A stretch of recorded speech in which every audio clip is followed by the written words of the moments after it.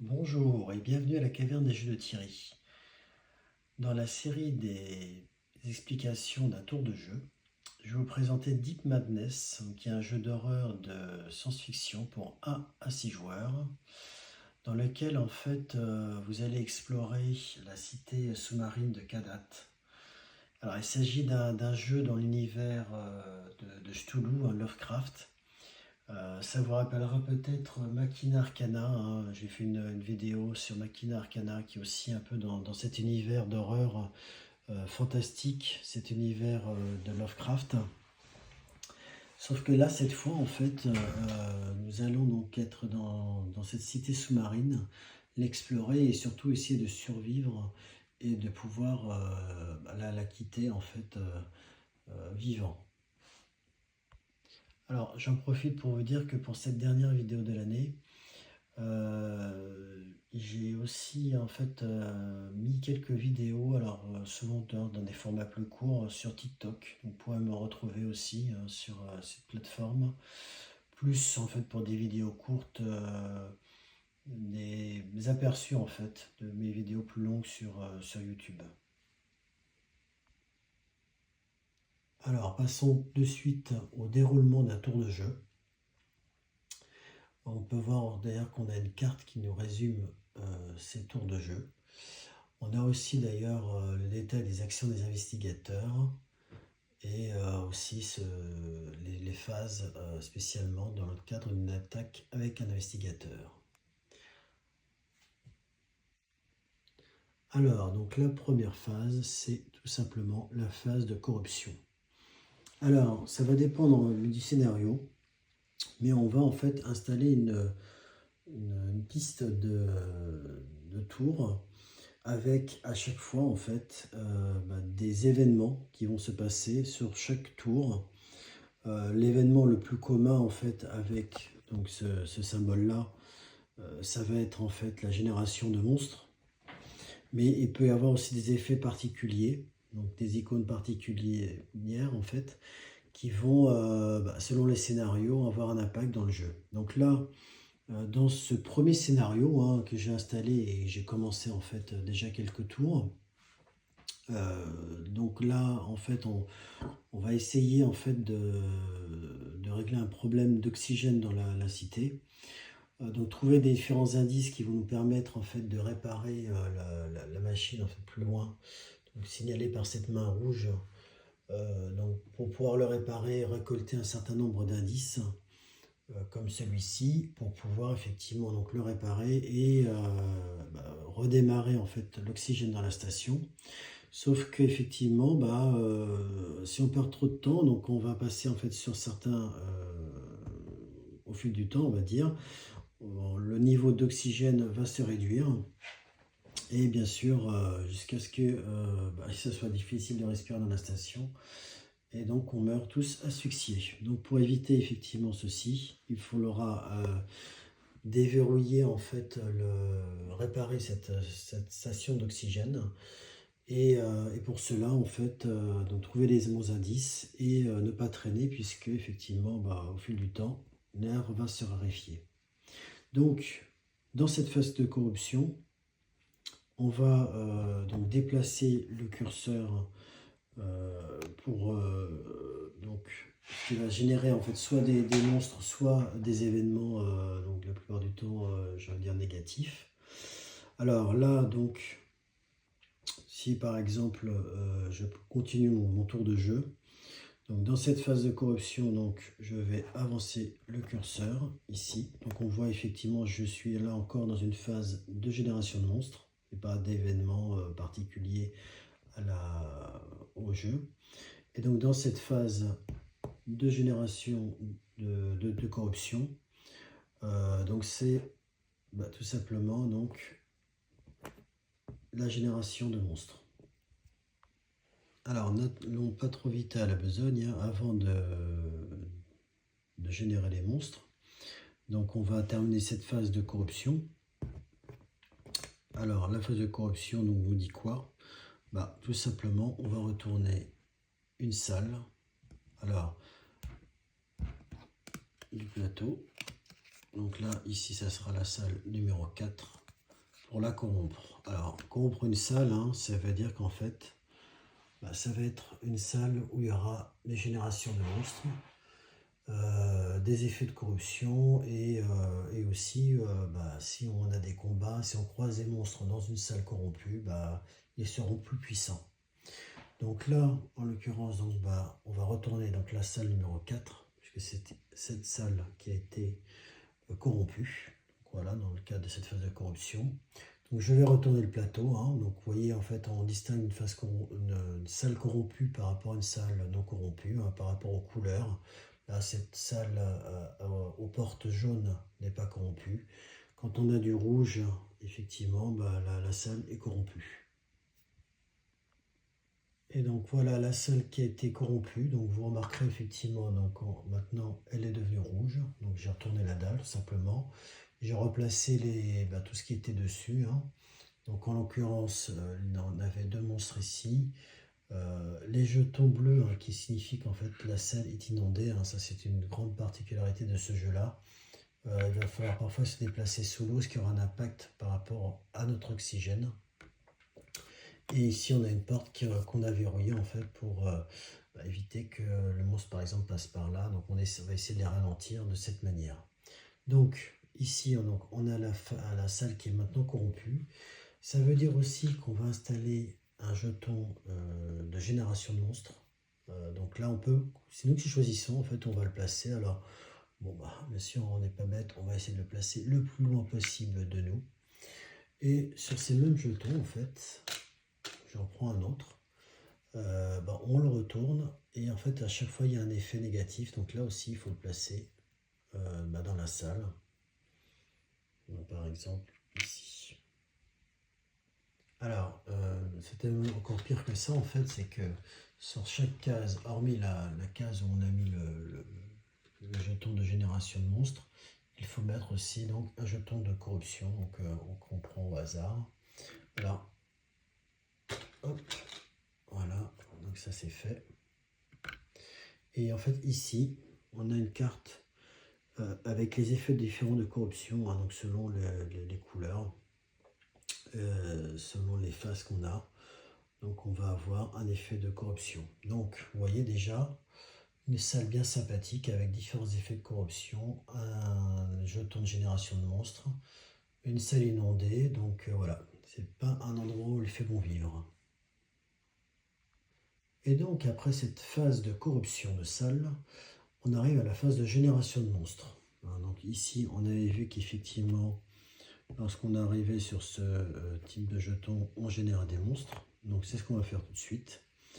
Ici, on nous indique qu'on va tirer 3 cartes de génération de monstres. Hein. Donc par exemple, précédemment, c'était 3 aussi. Là, 3 aussi. Donc voilà, ça dépend. Mais après, ces petits jetons ronds, d'ailleurs, on peut les déplacer. Hein. Donc ça, c'est le scénario, hein, qui nous dessine la frise en fait déroulement du jeu et donc définit effectivement les différents événements négatifs qu'on va avoir. Donc là on génère 3 cartes de monstres. Alors donc c'est l'occasion de voir en fait ces cartes de génération de monstres dans les différentes salles. Donc on va en retourner une. Donc par exemple là on trouve sur une hystéride. Et là, en fait, on nous dit ça va apparaître dans 3 salles différentes. Et sur chaque salle, on va en générer 3. Alors, dans quelle salle on va les générer? Et bien, tout simplement dans la salle là, pour le coup, qu'on vient de générer, donc la salle numéro 4. Ouais, alors j'étais un peu vite à la besogne. Hein. J'ai effectivement généré les 3, mais c'est pas dans la même salle numéro 4. Hein. J'en ai généré qu'une seule. Donc, c'est ce que j'ai fait. Et ensuite, pour les 2 autres salles, on va tout simplement prendre les salles déjà qui sont déjà contaminées. Et donc, on va en générer une donc sur la 20. On place ça en dessous, la 20, et ensuite la numéro 8. Donc, la salle numéro 20. La salle numéro 20, donc elle est là, donc Ça numéro, on génère ici, hein, il y a un puits en génération. Et ensuite, donc la 8, alors la 8,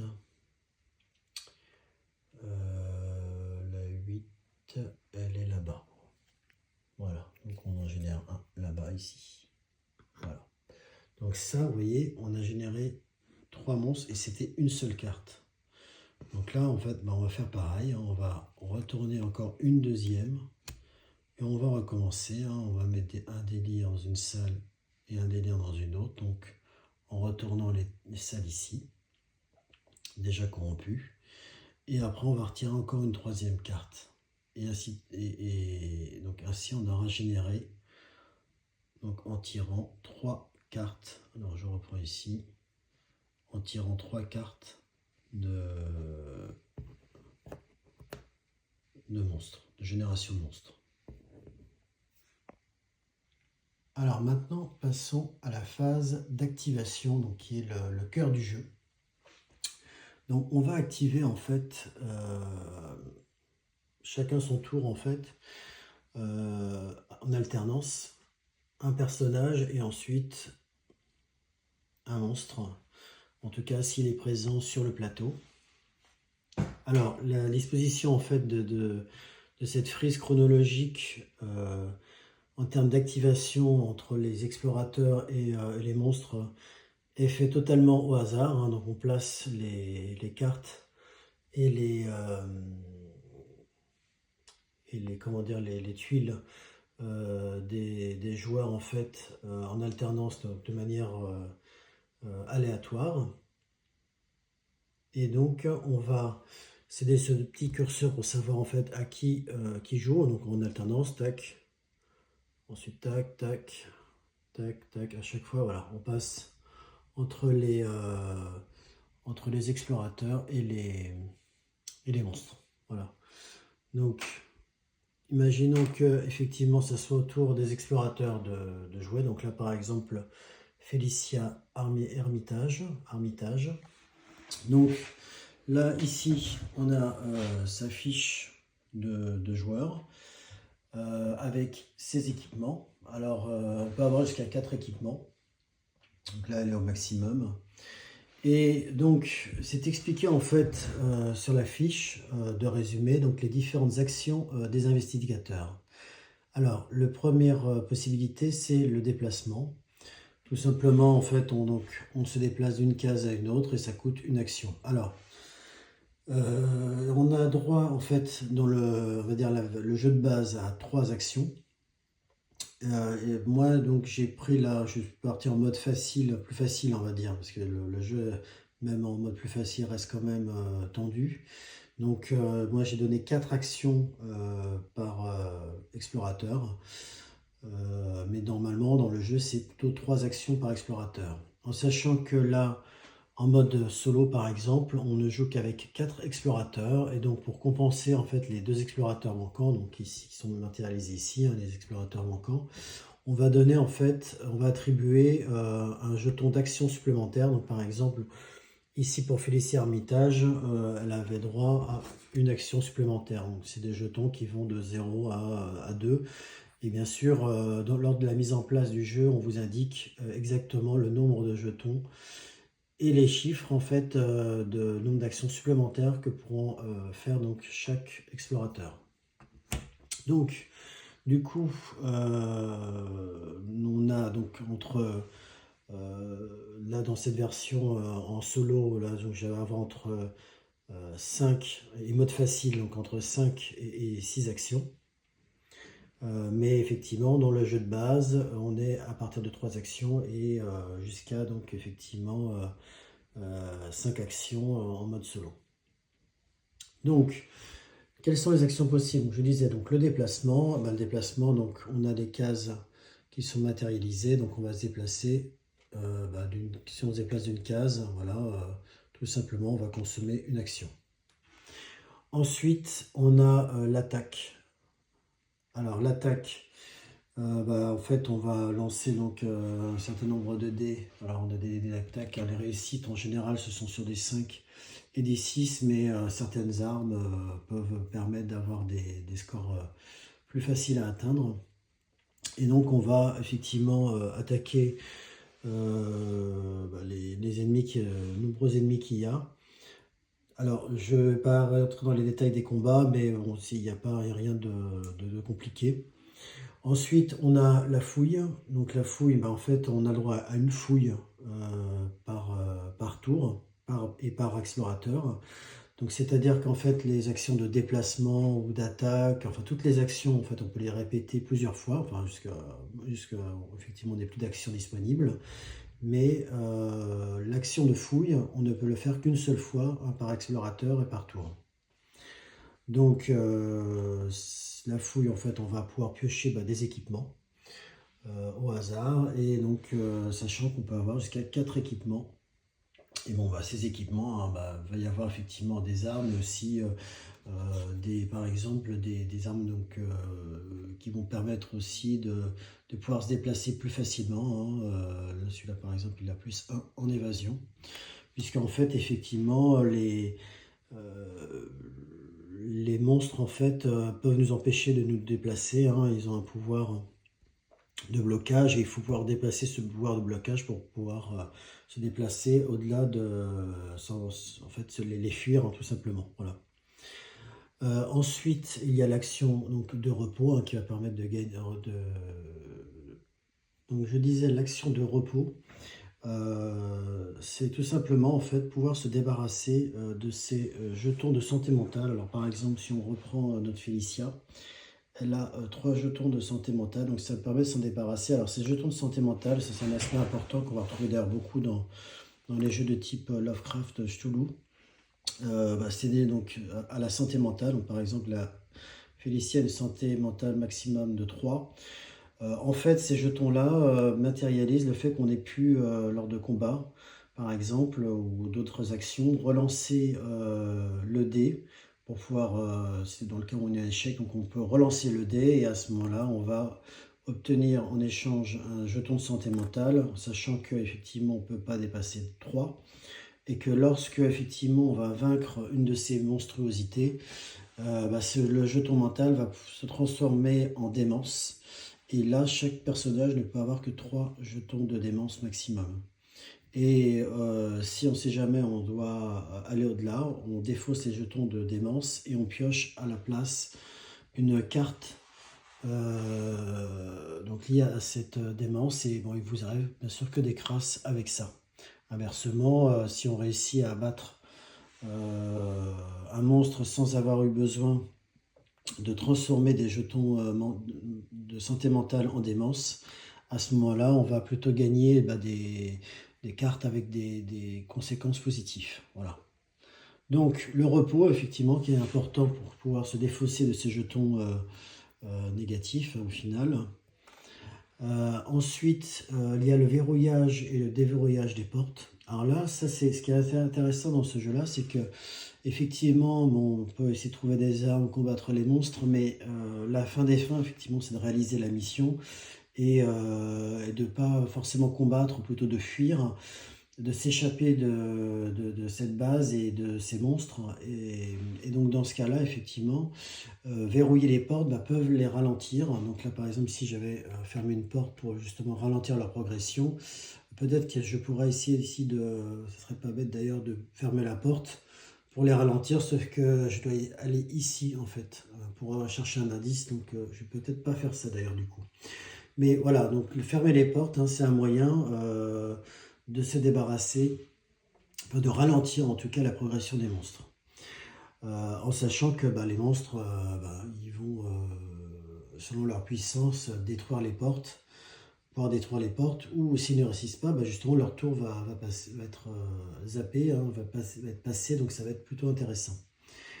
Ensuite, on a les actions spéciales. Les actions spéciales, en fait, chaque personnage peut faire un certain nombre d'actions. Par exemple, Félicien peut, une fois par activation, par exemple, voilà, faire un déplacement gratuit.